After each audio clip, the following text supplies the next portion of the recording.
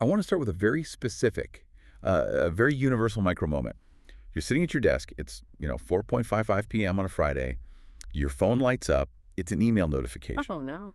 right? Oh, And yeah. the subject line just says, update, or maybe, can we talk? Immediately no. Yeah, Just absolutely not. exactly. What happens in that exact second before you even click the notification, before you know if it's, good news or bad news?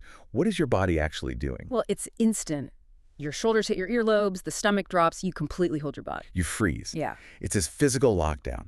And today, we're doing a deep dive into a source that argues this exact reaction, this split-second physical lockdown, is actually a fundamental architectural flaw in how we navigate our lives. It really is. We're looking at a fascinating conversation today titled The Architecture of the Best Positive Outcome. Hmm? It features Alison McLean and a creative partner designated as CHAT-aLi. Mm-hmm.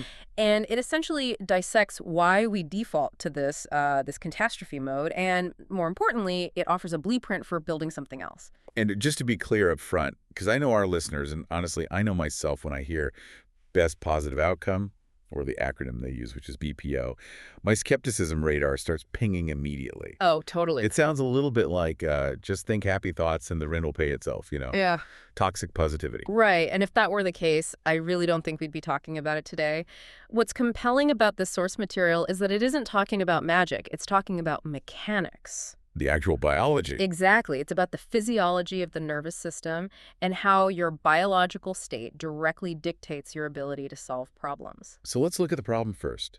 That freezing reaction we talked about with the email, the source calls it the brace. The brace. I mean, it's a perfect term for it. When we face uncertainty, so an unknown email, a weird noise in the car engine, a cryptic text from a partner, our nervous system perceives a threat. So we brace for impact. We literally prepare for the worst case scenario so it doesn't catch us off guard. Which, feels like a smart strategy, right? Uh-huh. If I anticipate the disaster, I can protect myself from it. It's like defensive driving for your entire life. In theory, yes, it feels protective. But the source argues that bracing is metabolically expensive and cognitively limiting. When you brace, you are telling your brain, we are under attack. And when the brain thinks it's under attack, it doesn't exactly prioritize creativity or, nuance. Exactly. This is where we really have to look at the biology. When you brace, you are triggering the sympathetic nervous system. You're flushing the system with cortisol. The stress hormone. Right. And you are engaging the amygdala, the ancient reptile part of the brain that handles survival. A fight or flight center. Exactly. Yeah. And here is the kicker. When the amygdala is driving the bus, the prefrontal cortex, which is the part of your brain responsible for strategy, empathy, complex problem solving, logic, it gets quieter. Well, literally, less blood flow, less electrical activity. So by bracing for the bad email, I am chemically making myself dumber right before I have to actually reply to it. I mean, dumber is a harsh word, but yes. Yeah. You're narrowing your cognitive field. You're inducing tunnel vision. You can only see the threat. You stop seeing the options. You start solving from intelligence and start solving from fear. Okay, so that's the architecture of the worst case scenario. We basically build a bunker. What is the alternative? Because we can't just decide not to be afraid. That's not really how feelings work. No, you can't just toggle a switch and say, I'm not scared, but you can shift your orientation. The source proposes this concept, the best positive outcome, or BPO, and it defines it not as a destination, but as a pivot. A pivot. A pivot from bracing for what might go wrong to gently leaning toward what could go beautifully right. See, that's where I get stuck on the gently part. Why is that? Because if I'm in a high-stakes situation, gently leaning feels, insufficient. It feels like bringing a bouquet of flowers to a knife fight. I love that image, but think about the martial arts master versus the brawler. The brawler is tense, tight, bracing. They're using all their energy just holding that tension. The master is loose, fluid, leaning. Who usually wins? The one who can actually move. Exactly. The BPO is about maintaining fluidity. The source gives us very specific internal question to trigger this pivot.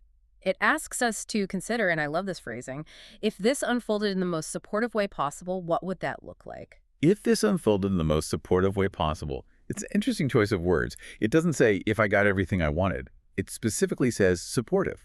That is a crucial distinction. Winning implies a battle. Supportive implies an ecosystem. It changes the entire goal of the interaction. If you ask, how do I win this argument? Your brain immediately looks for weapons. Right. If you ask, what would a supportive outcome look like? Your brain looks for bridges. It's changing the search parameters of your own mind. Precisely. You're giving your reticular activating system, which is the part of the brain that filters information, a brand new target. Instead of hunting for red flags, you are hunting for green lights. But let's play devil's advocate here for a second. Yeah. Because I can hear a listener thinking, okay, that's great for my mindset. But what if the reality, I do, bad? Right. What if the email really is a firing notice? What if the car engine actually does explode? Isn't leaning toward the good just a form of denial? This is the most common objection, and the source material tackles it head-on. It explicitly lists what BPO is not. It says it is not forced optimism, it is not pretending, and it is not denial. So we aren't just ignoring the fire alarm. No, not at all. The phrase used in the text is, it's less about controlling the outcome and more about orienting toward growth. Think of it like a compass. Okay. If you're lost in the woods, holding a compass that points north doesn't magically teleport you out of the forest. You still have to do the work. Exactly. You still have to hike. You still have to climb over logs and deal with the elements. But at least you aren't walking in circles. Yeah, right. Bracing is walking in circles, staring at your feet, waiting to trip over a root.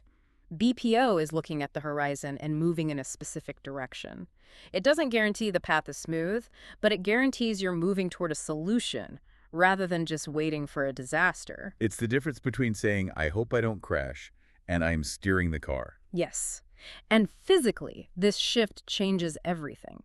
The source describes the physical manifestation of BPO as the shoulders soften, the breath widens. You know, I actually stopped on that phrase when I was reading the material, the breath widens.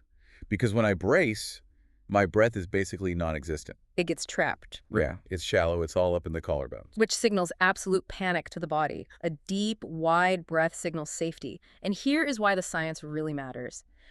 When your body feels safe, or at least supported, your prefrontal cortex comes back online. The smart part of the brain. Yes, you regain access to your executive function, you can think clearly, you can read nuance, you can actually be charming. So ironically, by not obsessing over the danger, you actually become better equipped to handle the danger. Bingo. You are upgrading your hardware right before the event. Okay, I am sold on the theory. I want the upgraded hardware. But I want to get granular now. Let's do it. The source material provides 4 very specific how-to scenarios. And I really want to walk through these because this is where the rubber meets the road. Yeah, these are essentially the mantras or the orientations for specific life stressors. Right. And the first one is the big one. It's before a conversation.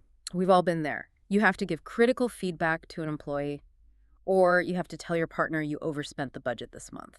And usually the internal monologue is, they're going to flip out. I need to be ready to defend myself. I need my list of excuses ready to go. You're entering the room in full armor. Just clanking around. And people can feel that armor. It invites an attack. The BPO replacement thought here is, may this land in clarity and mutual respect. May this land in clarity and mutual respect. Yeah. Let's break that down. Think about the energy shift there. If your goal is clarity, you aren't trying to win. You're just trying to be understood and to understand them. If the other person gets angry, you don't panic. You just think, okay, we aren't at clarity yet. Let me ask a question. It completely de-escalates the stakes. And mutual respect is also huge. It means I'm not going to let you walk all over me, but I'm also not going to belittle you. It creates a safe container for the conversation. I've actually tried this in my own life. I had a difficult negotiation recently, and instead of psyching myself up to go to battle, I just thought, may we find the clearest path forward? Did it work? It changed my tone completely. I spoke slower, I listened more, and because I wasn't aggressive, they didn't get defensive. We solved the issue in 10 minutes. Wow. If I had gone in bracing for a fight, it would have been an hour-long argument guaranteed. That's the efficiency of the greenhouse versus the bunker. Okay, scenario 2. And this is the one that really gets me. Before checking results. The moment of truth. Opening the bank app, checking the scale, looking at the engagement metrics on a post. My default setting here is pure terror. It's, please let the number be good. Yeah. Because if the number is bad, I am a failure. You're attaching your entire identity to a single data point. You are bracing for a verdict on your worth. Ouch. I mean, accurately stated, but ouch. The BPO shift here is brilliant. It's May this show us exactly what we need next. May this show us exactly what we need next. Do you see what that does? It strips the judgment away completely. It turns the data, whether it's a terrifyingly low bank balance or a high cholesterol number, into a map. It makes it neutral. It's just information. It's guidance. If the number is bad, the BPO mindset says, okay, excellent. Now we know exactly what we need to fix. We need to cut spending. We need to change the diet. Whereas the brace mindset sees the bad number and says, game over, run away, hide. Exactly. Bracing leads to avoidance. If you're afraid of the answer, you just stop checking the bank account. And that is exactly how financial ruins happen. Right. BPO allows you to look at the monster because you've decided the monster is actually just a roadmap. That is profound. It turns the bad news into necessary instruction. Okay, moving to scenario 3. Before a new habit. This is the classic New Year's resolution trap. Usually when we start something new, like, say, going to the gym at 5 a.m., we use the language of conquest. I'm going to crush this. I'm going to grind. It's going to be hard, but I'm tough. No pain, no gain. We brace for suffering. We literally tell our brains, this is going to be miserable, so get ready. And then, shockingly, we quit 3 weeks later because it's miserable. Because we architected our own misery. The BPO orientation suggested for this is, may this become easy and integrated. Easy and integrated.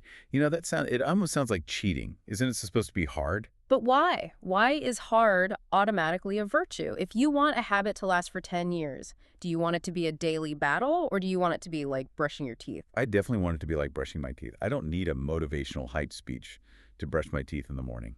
Exactly, because it's integrated. By saying, may this be easy, you stop looking for the grind and you start looking for the flow. You might find a workout you actually enjoy. You might find a time of day that feels natural to your body. You are solving for sustainability, not martyrdom. That's a huge mental flip, because we are so conditioned by hustle culture to believe that value only comes from struggle. And that belief is exactly what creates the struggle in the first place. All right, scenario 4. In body shifts. And the source notes this covers illness, fatigue, recovery.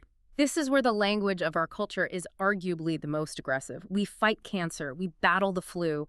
We treat the body like a rebellious employee that just needs to get back to work. I am so guilty of this. If I wake up tired, I'm angry at myself. I chug coffee and force my way through the day. I brace against my own fatigue. You declare war on your own physiology, which, again, spikes your cortisol, which suppresses the immune system. You are literally prolonging the illness by fighting it. So what's the BPO alternative for our bodies? May this respond to kindness and consistency? May this respond to kindness and consistency? It's a plea for partnership. It's saying, okay, body, I see you're struggling right now. I'm not going to whip you. I'm going to give you water. I'm going to give you rest. I'm going to be consistent with the medicine. It feels softer, but I can actually see how it's more rigorous. Because consistency is much harder than just a one-time burst of effort. It is. But kindness in this context isn't about indulgence. It's about optimal operating conditions. If you're a gardener, you don't scream at the tomato plant to grow faster. Right. You water it. You get it sun.